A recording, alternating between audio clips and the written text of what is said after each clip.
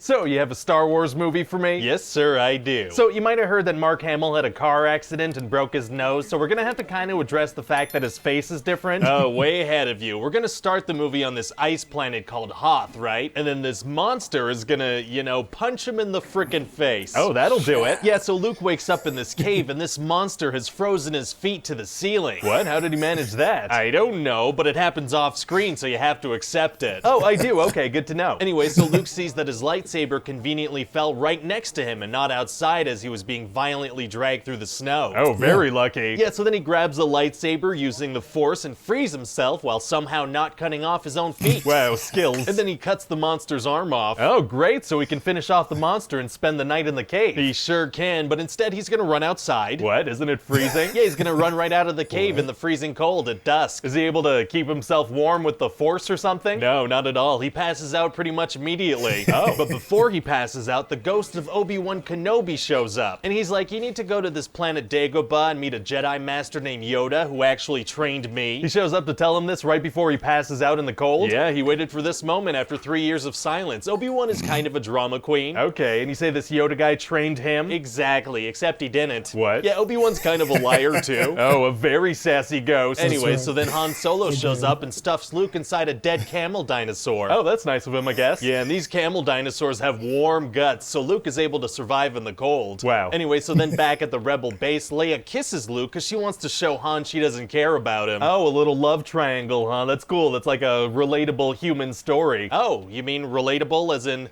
I should have them be related? No, that's not what I meant at all. I mean, I guess they can be related if that's what you're into. That's not, I didn't. All right, the reveal in the next movie, you weirdo. Oh, no. Anyway, so the Empire finds out about this rebel base and they attack with these giant AT-AT things. What are those? They're these giant things that walk super slowly and can only shoot directly in front of them. Oh, doesn't sound like a very effective weapon. Oh, they're very effective against enemies that are directly in front of them. So the rebels just don't attack them from the front? Oh, no, they do. Oh, they do? Yeah, so a bunch of them get killed and they're trying to shoot these things down, but they have these big shields. Uh-oh. But then they tie them up and make them fall, and then when they shoot them, they explode. The shields don't work anymore when they're on the ground? Apparently not. Well, great. So then Han and Leia try to escape, but their hyperdrive isn't working, so they have to play hide and seek for, the whole movie. Oh, really? Yeah, and at the same time, Luke takes off with R2-D2 to go to Dagobah. He doesn't have any problems escaping? None whatsoever. So anyway, he gets to this planet, and it's just a big swamp, and that's where he meets Yoda. And what's Yoda's deal? Well, he's tiny and green, and he says his words in like a backwards order. Why? Because. Oh, okay. So after some convincing, Yoda agrees to train Luke to be a Jedi. Oh, what kind of training are we talking? We're talking front flips, climbing things, lifting things with his mind, some more flips, a lot of flips. Oh, being a Jedi requires a lot of flipping? It sure does. So anyway, after a couple of days of doing flips in a swamp with a puppet, Luke has a vision that his friends are in trouble, so he's like, I gotta go. Okay. And Yoda's like, no, you better not go. And even Obi-Wan shows up to be like, yeah, no, you need to finish your flippy training with this puppet who trained me, but also no, he didn't. Oh, so what does Luke do? Well, he decides to ignore the puppet and the ghost, and he takes off. Oh, ignoring ghosts is tight. That's what I do all the time with a disembodied ghost head that lives in my office. Well, what are you talking about? There's a ghost that lives in here?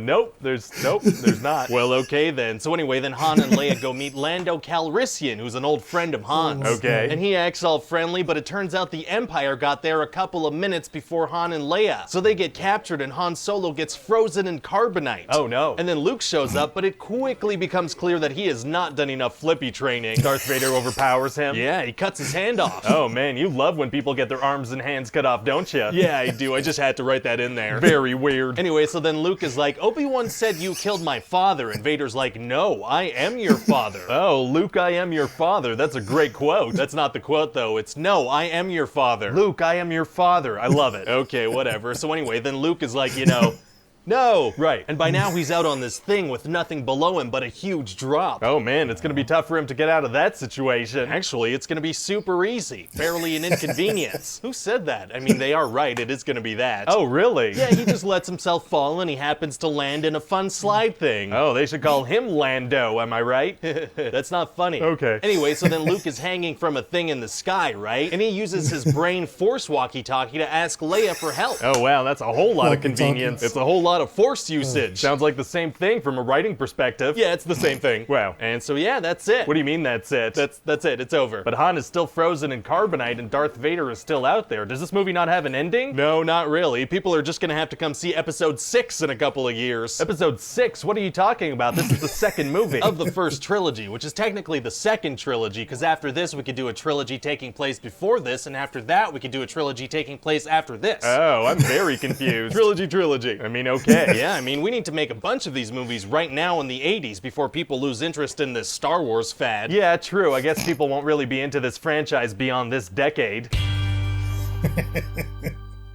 Well, there we go. We got got Empire Strikes Back out of the way. Again, if you don't know, Empire Strikes Back is my #1 favorite Star Wars movie. My #1 favorite Star Wars movie. Probably next to that might be Rogue One. I'm not sure. I go back and forth on that a little bit, but this is my favorite one. I love what he did with this one. One thing that I was just thinking of that he didn't really speak to was the whole C-3PO getting taken apart situation. You know, Chewbacca going and grabbing his parts and all that and trying to fix them. I thought he'd do something on that, but he didn't. So, you know, whatever. But I like what he did with this one. This one's fun. Obviously, you know, there's a lot with these movies that you can kind of go back and forth with, but I feel like with these so far, after doing Return of the Jedi and then now this one, and, you know, we'll do A New Hope in a few days, I don't feel the same way I do with the sequel trilogy. I felt like he was hitting everything because they were overall bad movies for the most part. Maybe Force Awakens, Last Jedi for me, again, we're okay. Yeah, this one, like, these are beloved movies, a lot of nostalgia. And so I feel like he does hit and hint at different things that don't make sense, but he's not like trashing them where you just feel like you don't want to watch them, like some of the movies that he does do. So let me know what you think of this pitch meeting. Let me know, again, what's your favorite overall Star Wars movie in this franchise? Let me know in the comments below. Also, if you haven't done so yet, subscribe to the channel. You can do it right down there. Well, not down there, but, you know, below me. And you can also like this video. So as always, I will see you guys on the next one.